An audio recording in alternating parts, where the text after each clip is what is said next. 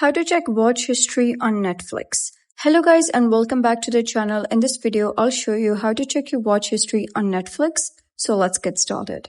First of all, you're going to open the Netflix application and tap My Netflix in the bottom right corner.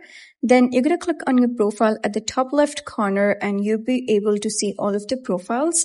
So here you're going to select the option of account and then you'll be taken over to Netflix settings in your browser.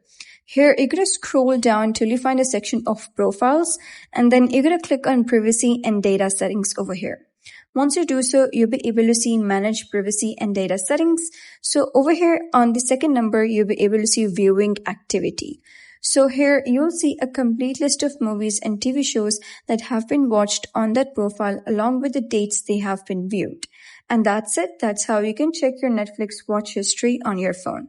So if you found this guide helpful, please consider subscribing and leaving a like. It really helps me out and I'll see you next time.